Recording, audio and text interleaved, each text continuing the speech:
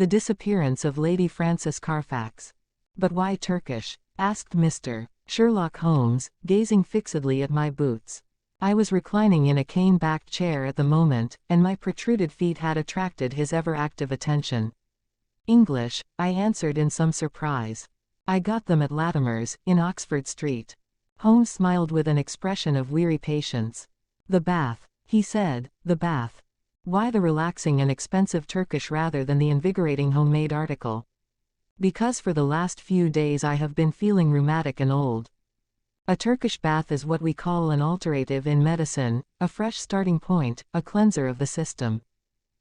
By the way, Holmes, I added, I have no doubt the connection between my boots and a Turkish bath is a perfectly self-evident one to a logical mind, and yet I should be obliged to you if you would indicate it.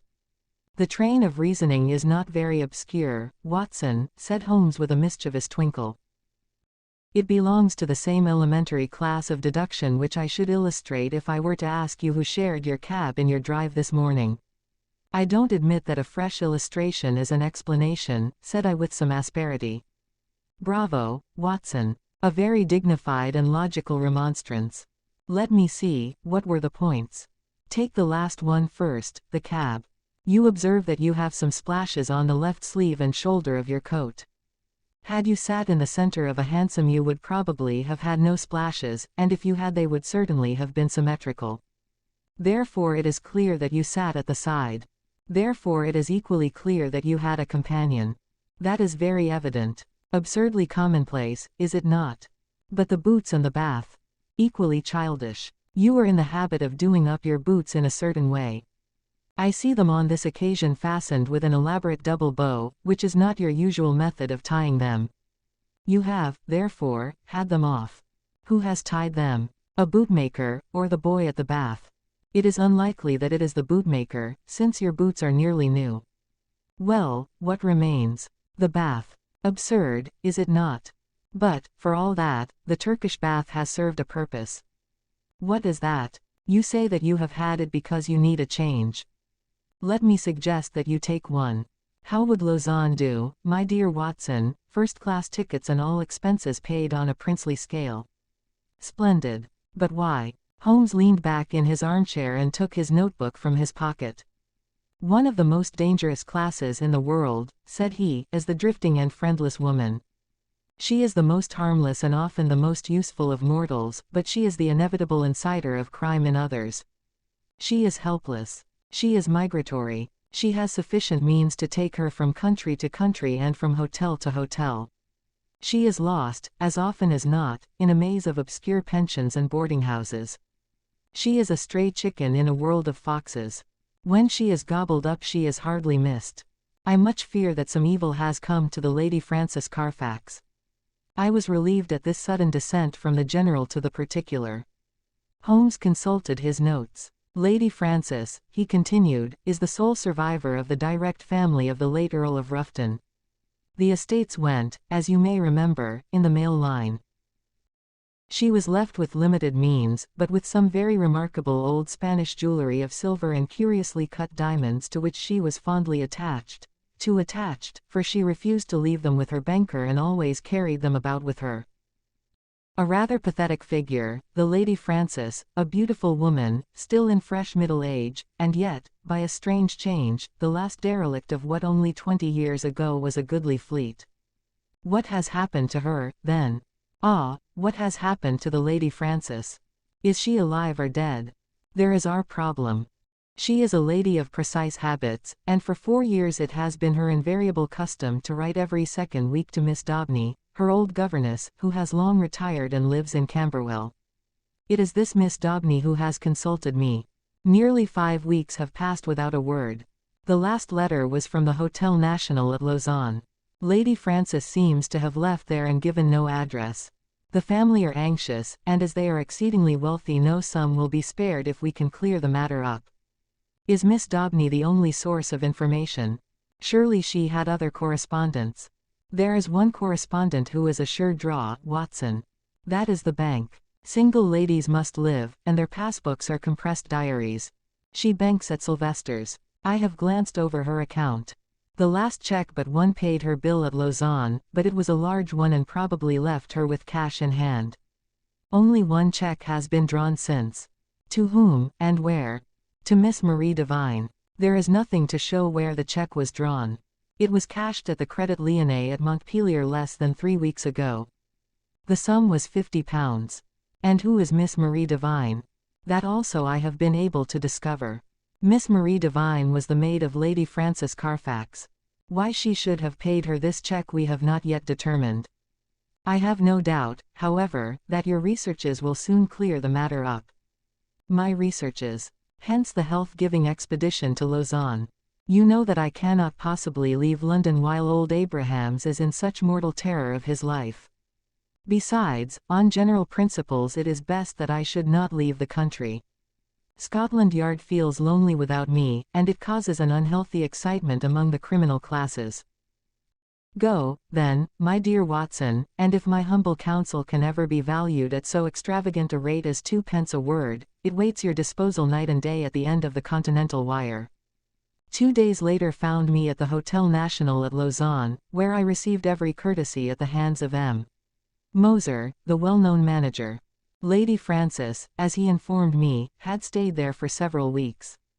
She had been much liked by all who met her. Her age was not more than 40. She was still handsome and bore every sign of having in her youth been a very lovely woman. M. Moser knew nothing of any valuable jewelry, but it had been remarked by the servants that the heavy trunk in the lady's bedroom was always scrupulously locked. Marie Devine, the maid, was as popular as her mistress. She was actually engaged to one of the head waiters in the hotel, and there was no difficulty in getting her address. It was 11 Rue de Trajan, Montpellier. All this I jotted down and felt that Holmes himself could not have been more adroit in collecting his facts. Only one corner still remained in the shadow. No light which I possessed could clear up the cause for the lady's sudden departure. She was very happy at Lausanne. There was every reason to believe that she intended to remain for the season in her luxurious rooms overlooking the lake. And yet she had left at a single day's notice, which involved her in the useless payment of a week's rent. Only Jules Vibart, the lover of the maid, had any suggestion to offer. He connected the sudden departure with the visit to the hotel a day or two before of a tall, dark, bearded man. "Un sauvage, un véritable sauvage," cried Jules Vibart. The man had rooms somewhere in the town. He had been seen talking earnestly to Madame on the promenade by the lake. Then he had called. She had refused to see him. He was English, but of his name there was no record. Madame had left the place immediately afterwards. Jules Vibart, and, what was of more importance, Jules Vibart's sweetheart, thought that this call and the departure were cause and effect. Only one thing Jules would not discuss. That was the reason why Marie had left her mistress. Of that he could or would say nothing. If I wished to know, I must go to Montpellier and ask her. So ended the first chapter of my inquiry. The second was devoted to the place which Lady Frances Carfax had sought when she left Lausanne. Concerning this there had been some secrecy, which confirmed the idea that she had gone with the intention of throwing someone off her track. Otherwise why should not her luggage have been openly labeled for Baden? Both she and it reached the Rhenish spa by some circuitous route. This much I gathered from the manager of Cook's local office. So to Baden I went, after dispatching to Holmes an account of all my proceedings and receiving in reply a telegram of half-humorous commendation. At Baden the track was not difficult to follow. Lady Frances had stayed at the Englischer Hof for a fortnight. While there she had made the acquaintance of a drive. Schlesinger and his wife, a missionary from South America. Like most lonely ladies, Lady Frances found her comfort and occupation in religion. Dr.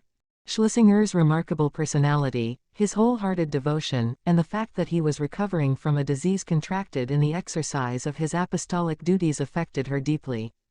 She had helped Mrs. Schlesinger in the nursing of the convalescent saint.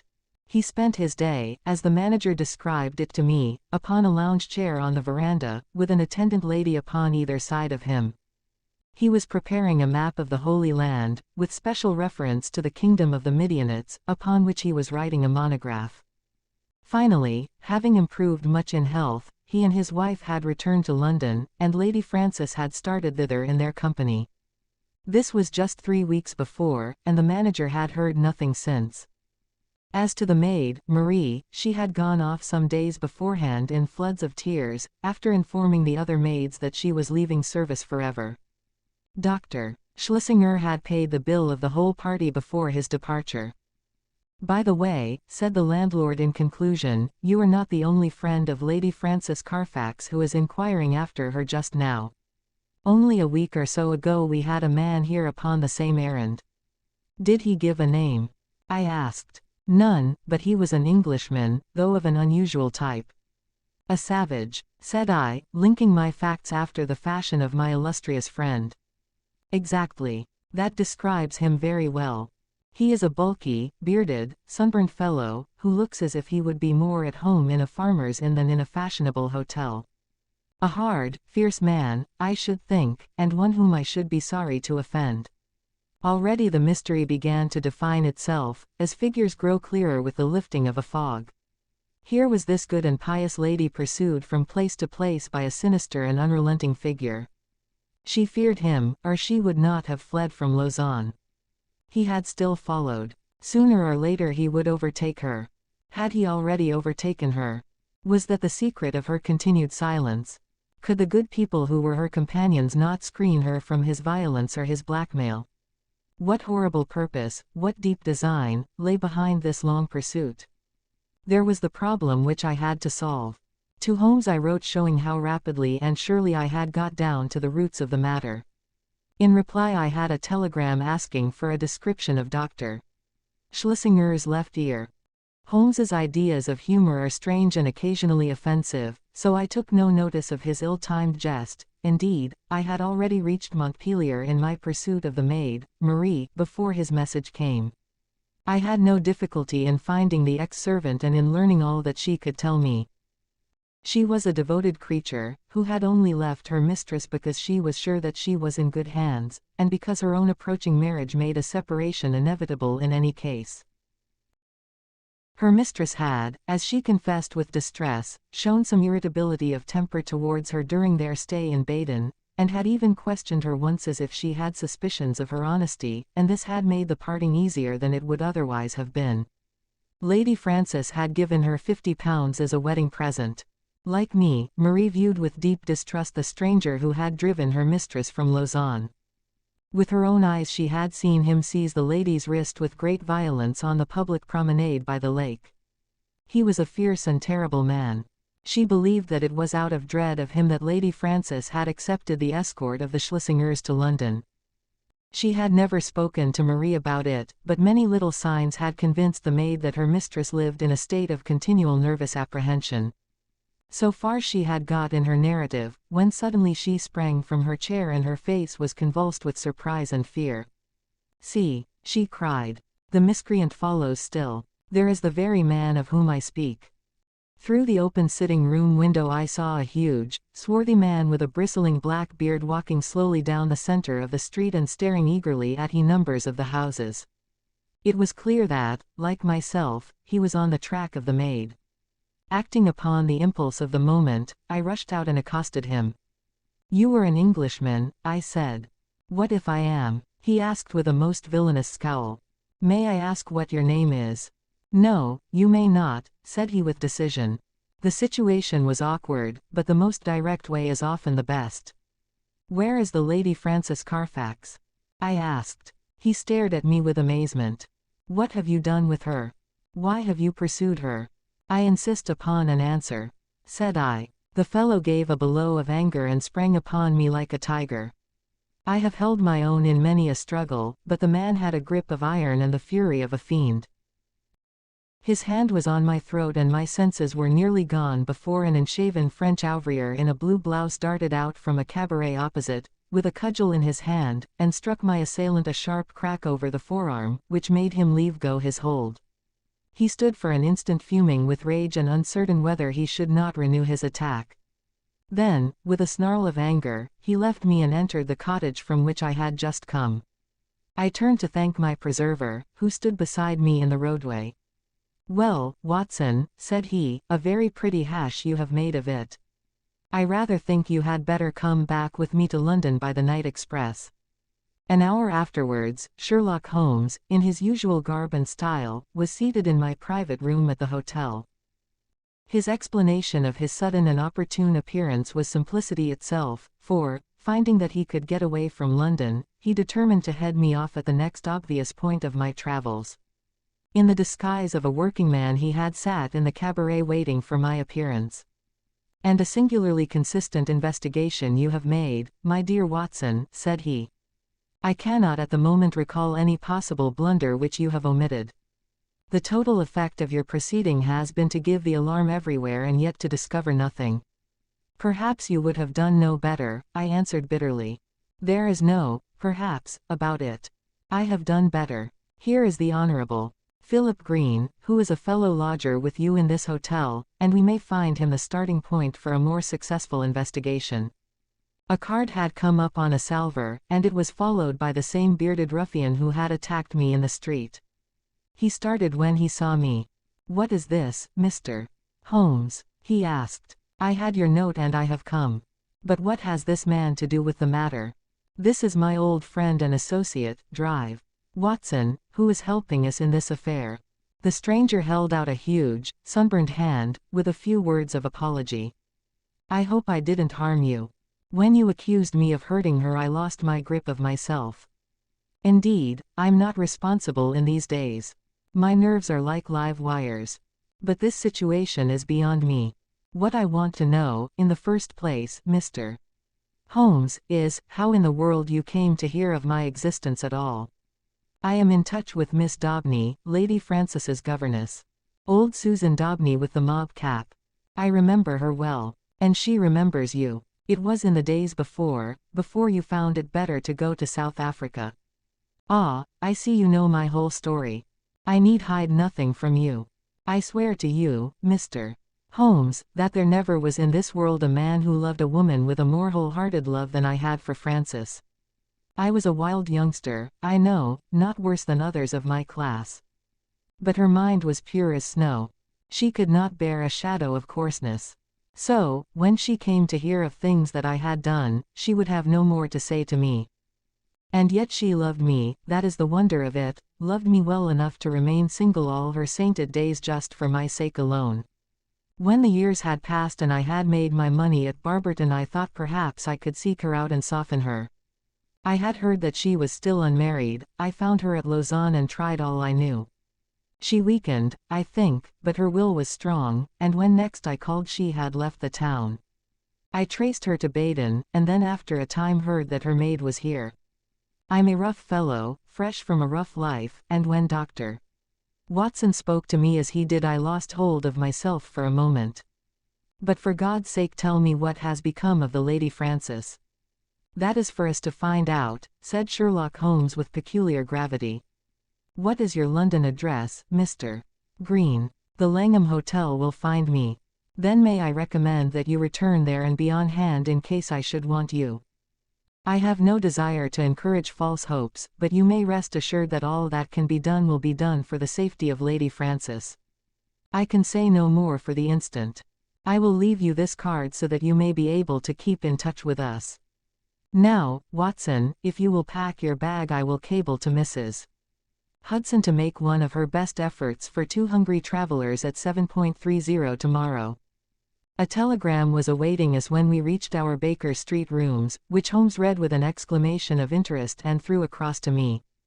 Jagged or torn, was the message, and the place of origin, Baden. What is this? I asked. It is everything, Holmes answered. You may remember my seemingly irrelevant question as to this clerical gentleman's left ear. You did not answer it. I had left Baden and could not inquire.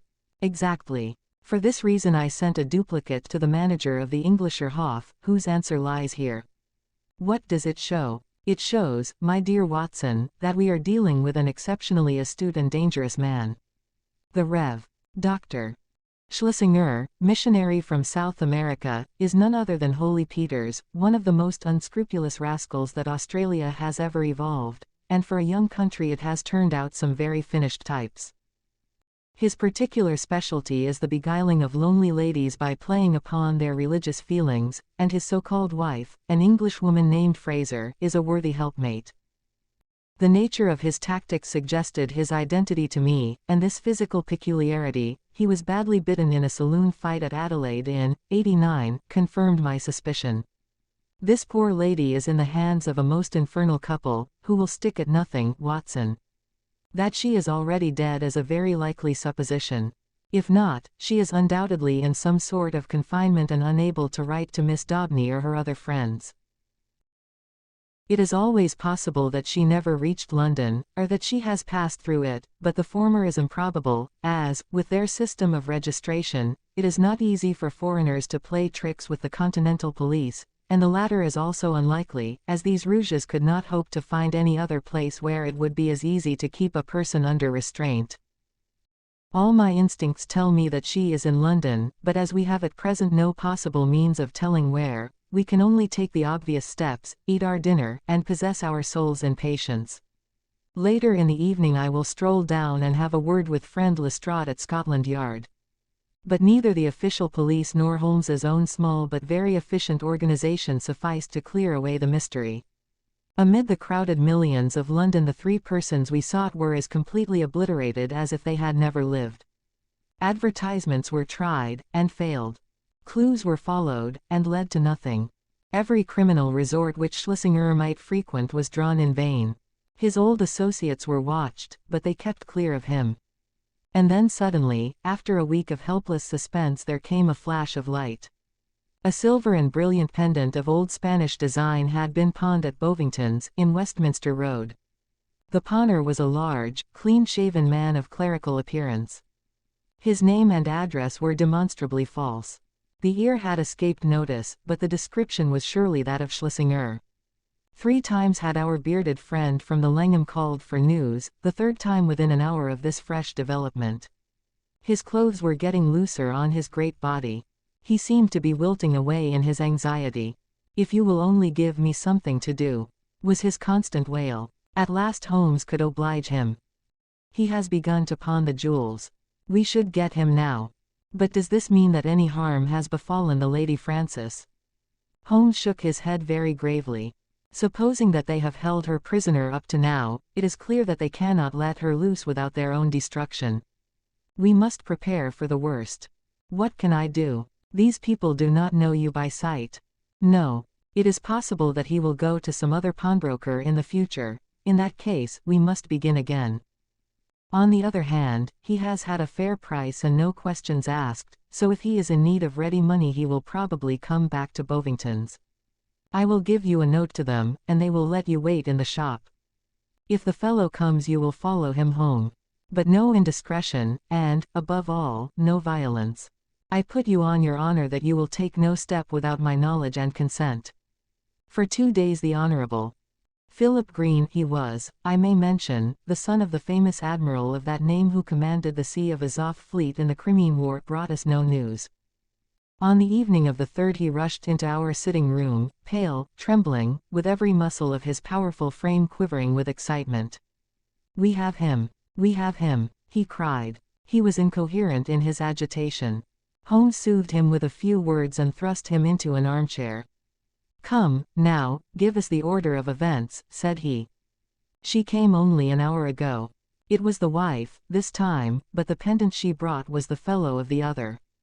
She is a tall, pale woman, with ferret eyes." "That is the lady," said Holmes. "She left the office and I followed her. She walked up the Kennington Road, and I kept behind her. Presently she went into a shop. Mr. Holmes, it was an undertaker's." My companion started. "Well?" he asked in that vibrant voice which told of the fiery soul behind the cold grey face. "She was talking to the woman behind the counter. I entered as well. 'It is late,' I heard her say, or words to that effect. The woman was excusing herself. 'It should be there before now,' she answered. It took longer, being out of the ordinary. They both stopped and looked at me, so I asked some questions and then left the shop." "You did excellently well. What happened next?" "The woman came out, but I had hid myself in a doorway. Her suspicions had been aroused, I think, for she looked round her. Then she called a cab and got in. I was lucky enough to get another and so to follow her. She got down at last at number 36, Pulteney Square, Brixton. I drove past, left my cab at the corner of the square, and watched the house. Did you see anyone? The windows were all in darkness save one on the lower floor. The blind was down, and I could not see in. I was standing there, wondering what I should do next, when a covered van drove up with 2 men in it. They descended, took something out of the van, and carried it up the steps to the hall door. Mr. Holmes, it was a coffin. Ah! For an instant I was on the point of rushing in. The door had been opened to admit the men and their burden. It was the woman who had opened it. But as I stood there she caught a glimpse of me, and I think that she recognized me. I saw her start, and she hastily closed the door. I remembered my promise to you, and here I am. You have done excellent work, said Holmes, scribbling a few words upon a half sheet of paper. We can do nothing legal without a warrant, and you can serve the cause best by taking this note down to the authorities and getting one. There may be some difficulty, but I should think that the sale of the jewelry should be sufficient. Lestrade will see to all details. But they may murder her in the meanwhile. What could the coffin mean, and for whom could it be but for her?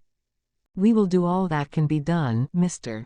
Green. Not a moment will be lost. Leave it in our hands.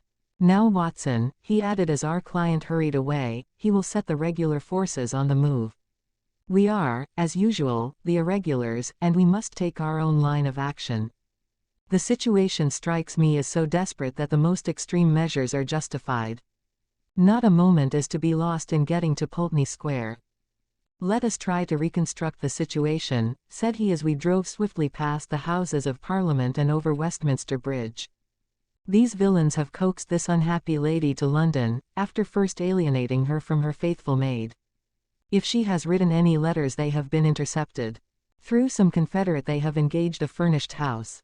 Once inside it, they have made her a prisoner, and they have become possessed of the valuable jewelry which has been their object from the first.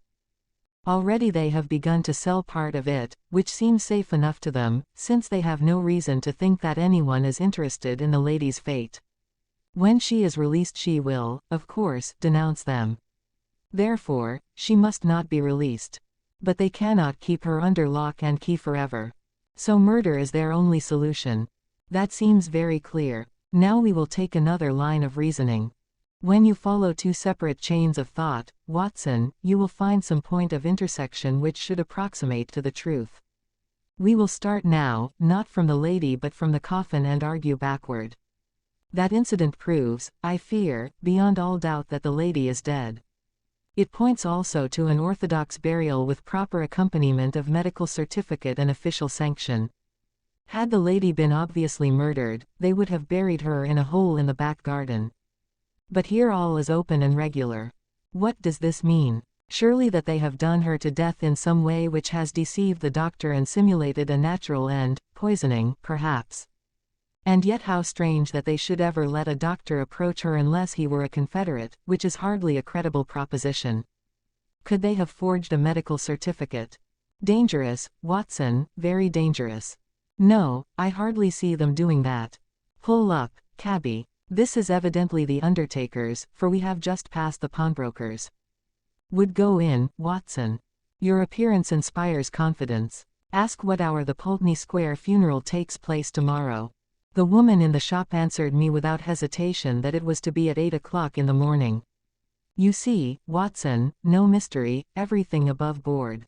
In some way the legal forms have undoubtedly been complied with, and they think that they have little to fear. Well, there's nothing for it now but a direct frontal attack. Are you armed? My stick. Well, we shall be strong enough.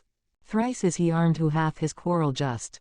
We simply can't afford to wait for the police or to keep within the 4 corners of the law. You can drive off, cabby. Now, Watson, we'll just take our luck together, as we have occasionally in the past. He had rung loudly at the door of a great dark house in the center of Pulteney Square. It was opened immediately, and the figure of a tall woman was outlined against the dim-lit hall. Well, what do you want? She asked sharply, peering at us through the darkness. I want to speak to Dr. Schlesinger, said Holmes. There is no such person here, she answered, and tried to close the door, but Holmes had jammed it with his foot. Well, I want to see the man who lives here, whatever he may call himself, said Holmes firmly. She hesitated. Then she threw open the door. Well, come in, said she. My husband is not afraid to face any man in the world. She closed the door behind us and showed us into a sitting room on the right side of the hall, turning up the gas as she left us. Mr. Peters will be with you in an instant, she said. Her words were literally true, for we had hardly time to look around the dusty and moth-eaten apartment in which we found ourselves before the door opened and a big, clean-shaven bald-headed man stepped lightly into the room. He had a large red face, with pendulous cheeks, and a general air of superficial benevolence which was marred by a cruel, vicious mouth. There is surely some mistake here, gentlemen, he said in an unctuous, make-everything-easy voice. I fancy that you have been misdirected. Possibly if you tried farther down the street. That will do, we have no time to waste, said my companion firmly. You are Henry Peters, of Adelaide, late the Rev. Dr. Schlesinger, of Baden in South America. I am as sure of that as that my own name is Sherlock Holmes. Peters, as I will now call him, started and stared hard at his formidable pursuer. I guess your name does not frighten me, Mr. Holmes, said he coolly. When a man's conscience is easy you can't rattle him. What is your business in my house? I want to know what you have done with the Lady Frances Carfax, whom you brought away with you from Baden. I'd be very glad if you could tell me where that lady may be, Peters answered coolly. I've a bill against her for nearly £100, and nothing to show for it but a couple of trumpery pendants that the dealer would hardly look at. She attached herself to Mrs. Peters and me at Baden. It is a fact that I was using another name at the time, and she stuck onto us until we came to London. I paid her bill and her ticket. Once in London, she gave us the slip, and, as I say, left these out-of-date jewels to pay her bills. You find her, Mr. Holmes, and I'm your debtor. In mean to find her, said Sherlock Holmes. I'm going through this house till I do find her. Where is your warrant? Holmes half drew a revolver from his pocket. This will have to serve till a better one comes. Why, you're a common burglar. So you might describe me, said Holmes cheerfully. My companion is also a dangerous ruffian. And together we are going through your house. Our opponent opened the door. Fetch a policeman, Annie, said he. There was a whisk of feminine skirts down the passage, and the hall door was opened and shut. Our time is limited, Watson, said Holmes. If you try to stop us, Peters, you will most certainly get hurt. Where is that coffin which was brought into your house? What do you want with the coffin? It is in use. There is a body in it. I must see the body. Never with my consent. Then without it. With a quick movement Holmes pushed the fellow to one side and passed into the hall. A door half open stood immediately before us. We entered. It was the dining room. On the table, under a half-lit chandelier, the coffin was lying. Holmes turned up the gas and raised the lid.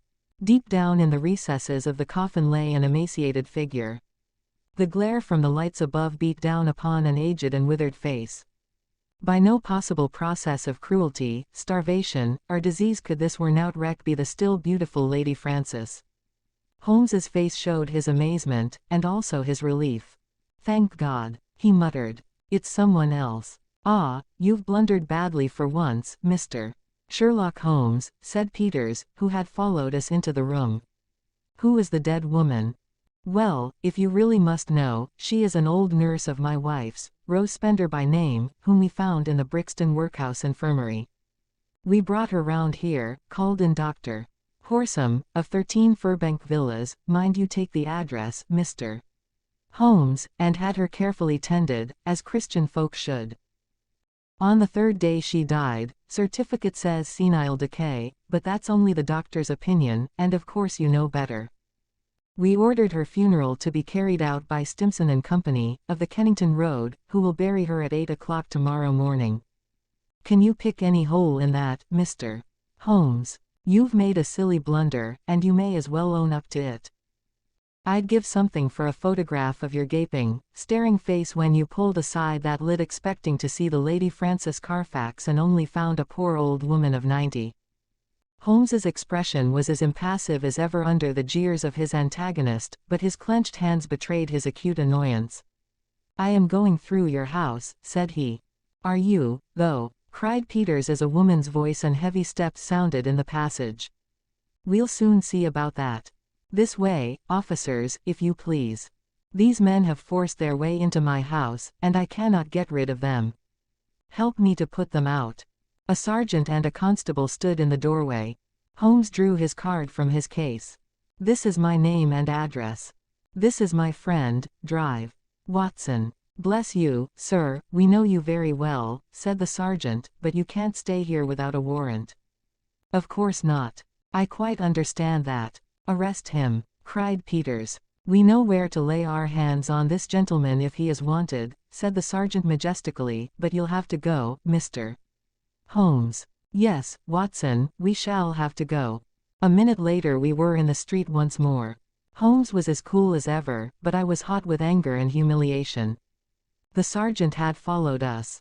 "Sorry, Mr. Holmes, but that's the law." "Exactly, Sergeant, you could not do otherwise. I expect there was good reason for your presence there. If there is anything I can do. It's a missing lady, Sergeant, and we think she is in that house. I expect a warrant presently. Then I'll keep my eye on the parties, Mr. Holmes. If anything comes along, I will surely let you know." It was only 9 o'clock, and we were off full cry upon the trail at once. First we drove to Brixton Workhouse Infirmary, where we found that it was indeed the truth that a charitable couple had called some days before, that they had claimed an imbecile old woman as a former servant, and that they had obtained permission to take her away with them. No surprise was expressed at the news that she had since died. The doctor was our next goal. He had been called in, had found the woman dying of pure senility, had actually seen her pass away, and had signed the certificate in due form. "I assure you that everything was perfectly normal and there was no room for foul play in the matter," said he. Nothing in the house had struck him as suspicious save that for people of their class it was remarkable that they should have no servant. So far and no further went the doctor. Finally we found our way to Scotland Yard. There had been difficulties of procedure in regard to the warrant. Some delay was inevitable. The magistrate's signature might not be obtained until next morning. If Holmes would call about 9 he could go down with Lestrade and see it acted upon. So ended the day, save that near midnight our friend, the sergeant, called to say that he had seen flickering lights here and there in the windows of the great dark house, but that no one had left it and none had entered. We could but pray for patience and wait for the morrow. Sherlock Holmes was too irritable for conversation and too restless for sleep. I left him smoking hard, with his heavy, dark brows knotted together, and his long, nervous fingers tapping upon the arms of his chair, as he turned over in his mind every possible solution of the mystery. Several times in the course of the night I heard him prowling about the house. Finally, just after I had been called in the morning, he rushed into my room. He was in his dressing gown, but his pale, hollow-eyed face told me that his night had been a sleepless one. "What time was the funeral?" 8, was it not?" he asked eagerly. "Well, it is 7:20 now. Good heavens, Watson, what has become of any brains that God has given me? Quick, man, quick. It's life or death, 100 chances on death to 1 on life. I'll never forgive myself, never, if we are too late." 5 minutes had not passed before we were flying in a hansom down Baker Street. But even so it was 25 to 8 as we passed Big Ben, and 8 struck as we tore down the Brixton Road. But others were late as well as we. 10 minutes after the hour the hearse was still standing at the door of the house, and even as our foaming horse came to a halt the coffin, supported by 3 men, appeared on the threshold. Holmes darted forward and barred their way. "Take it back," he cried, laying his hand on the breast of the foremost. "Take it back this instant." "What the devil do you mean? Once again I ask you, where is your warrant?" shouted the furious Peters, his big red face glaring over the farther end of the coffin. "The warrant is on its way. The coffin shall remain in the house until it comes. The authority in Holmes's voice had its effect upon the bearers. Peters had suddenly vanished into the house, and they obeyed these new orders. "Quick, Watson, quick. Here is a screwdriver," he shouted as the coffin was replaced upon the table. "Here's one for you, my man. A sovereign if the lid comes off in a minute. Ask no questions, work away. That's good. Another. And another. Now pull all together. It's giving. It's giving. Ah, that does it at last." With a united effort we tore off the coffin lid. As we did so there came from the inside a stupefying and overpowering smell of chloroform. A body lay within, its head all wreathed in cotton wool, which had been soaked in the narcotic. Holmes plucked it off and disclosed the statuesque face of a handsome and spiritual woman of middle age. In an instant he had passed his arm round the figure and raised her to a sitting position. "Is she gone, Watson? Is there a spark left? Surely we are not too late." For half an hour it seemed that we were. What with actual suffocation, and what with the poisonous fumes of the chloroform, the Lady Frances seemed to have passed the last point of recall.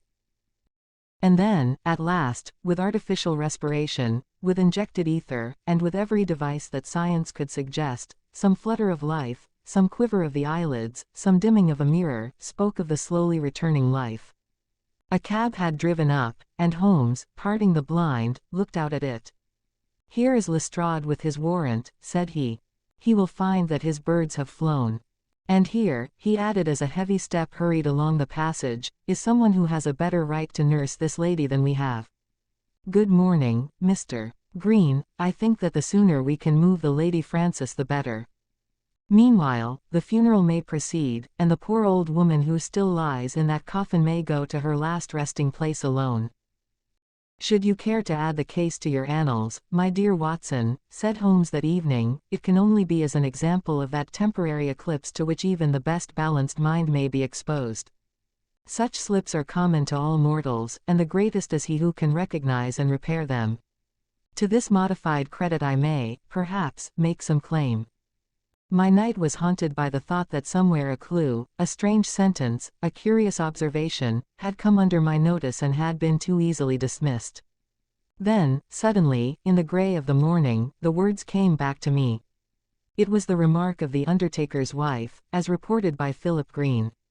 She had said, it should be there before now. It took longer, being out of the ordinary. It was the coffin of which she spoke. It had been out of the ordinary. That could only mean that it had been made to some special measurement. But why? Why? Then in an instant I remembered the deep sides, and the little wasted figure at the bottom. Why so large a coffin for so small a body? To leave room for another body. Both would be buried under the one certificate. It had all been so clear, if only my own sight had not been dimmed. At 8 the Lady Frances would be buried. Our one chance was to stop the coffin before it left the house. It was a desperate chance that we might find her alive, but it was a chance. As the result showed, these people had never, to my knowledge, done a murder. They might shrink from actual violence at the last. They could bury her with no sign of how she met her end, and even if she were exhumed there was a chance for them. I hoped that such considerations might prevail with them. You can reconstruct the scene well enough. You saw the horrible den upstairs, where the poor lady had been kept so long. They rushed in and overpowered her with their chloroform, carried her down, poured more into the coffin to ensure against her waking, and then screwed down the lid. A clever device, Watson. It is new to me in the annals of crime. If our ex-missionary friends escape the clutches of Lestrade, I shall expect to hear of some brilliant incidents in their future career.